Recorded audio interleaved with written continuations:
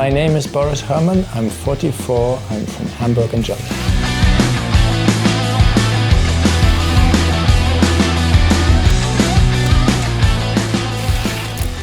I discovered sailing through my dad, who was a keen cruising sailor, and also did optimist sailing and later the dinghy racing.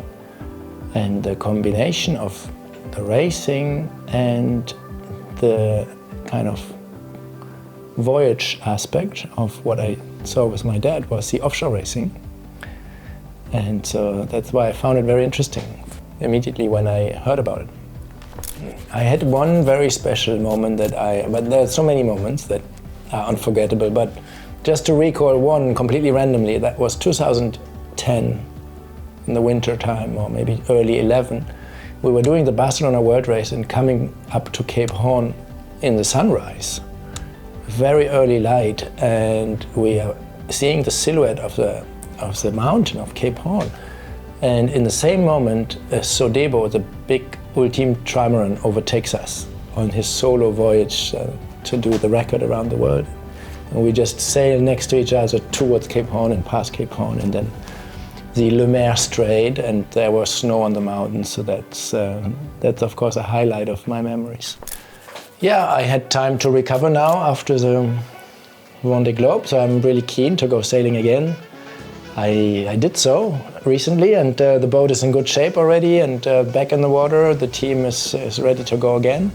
So really looking forward to this season, and in the meantime we have had also a bit of time to look at our plans for the next years and our campaign and meet some of our supporters and partners, and quite a bit of traveling. But yeah, it was a very productive spring.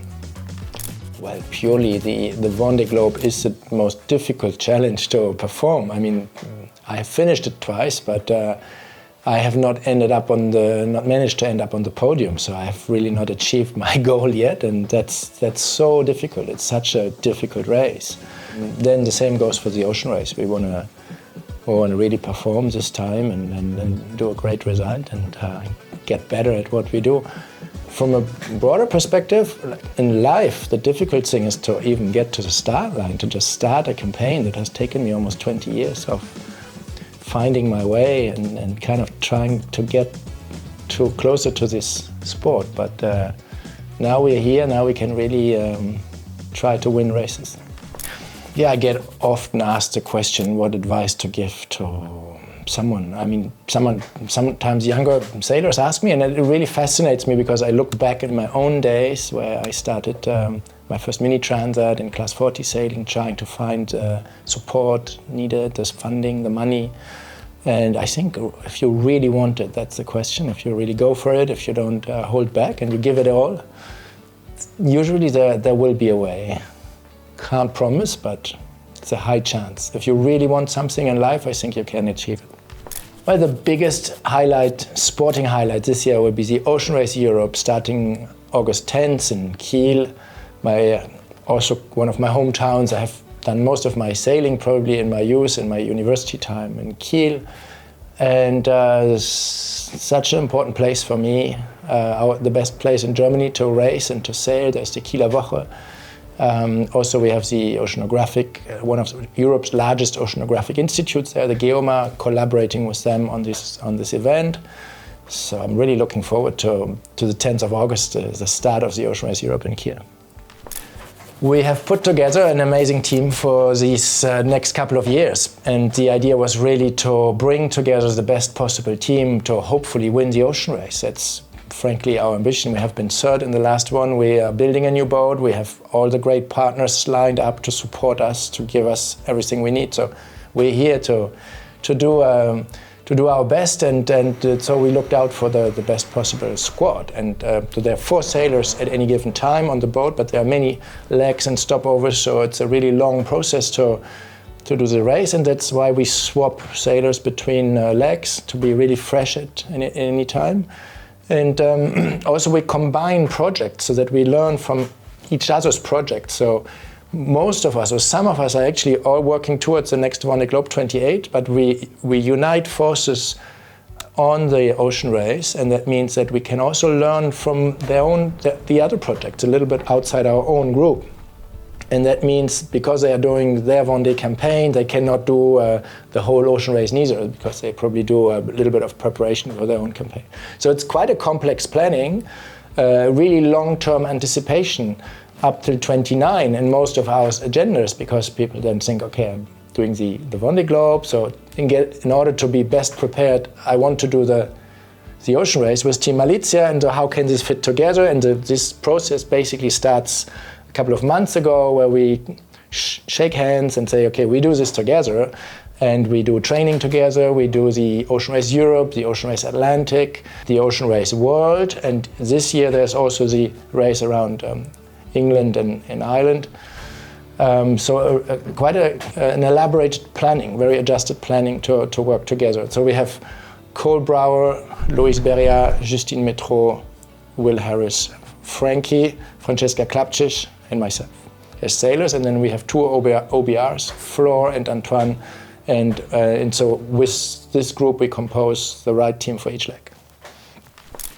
We did kind of a retro planning, a backwards planning from the Ocean Race World to the Ocean Race Europe, because that's different than many other teams. The other teams do the Ocean Race Europe, I think, a little bit like an appendix to the Vendée Globe, so they have their boat and the campaign, and so they kind of added that to the agenda this year because it's a very attractive race.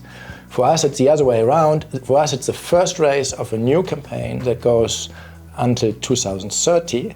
And this race is really the test platform to bring our team together, to see how we work together, to get everyone, to see everyone sailing in a leg, and to then know our lineup very well ourselves and know how we can train best over the remaining year until the Ocean Race World. That's really a warm-up, a run-up, and then that gives us a great view on how to progress from there. So we try to really do all the same. How do we say it? Amount of miles. Yeah, among our sailing squad we want to spread the amount of miles and legs pretty even as possible. So I will do basically kind of 2/3 of the legs, like all of us. So we all miss a little bit in order to be really fresh for those legs we do. And so on the Ocean Race Europe, I will do all the legs except leg 2. And then on the Ocean Race World, we have already a plan. So I will do the first and the last leg for sure, and then one of the Southern Ocean legs, and can't remember because Will is our sport director and he's making the perfect plan, and it's not even myself, like planning it. It's Will doing it and deciding how to compose the best team. The Ocean Race Europe, I think, will be a fantastic race, a unique race, because we have only top teams.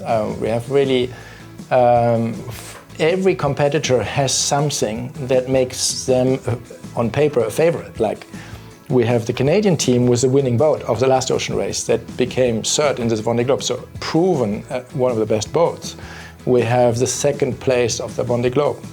We have Team Malizia, who have already done an ocean race with their boat, so also a very strong argument for us. And we have a very strong team. We don't have the newest boat maybe in this lineup, but there are also specific strengths and weaknesses to each boat. It will depend a little bit on the weather, but the fascinating thing here is that the teams are really on eye level. We don't have any team that is a little bit weaker. All top teams, and that will be a very strong competition, though there's the big ambition and hope that we can win legs, that we can be on the podium, that we can do a great Ocean Race Europe, but there's the clear risk that we can be last, we can be dead last. It is absolutely possible as well, so we really have to give it all to get a good result here.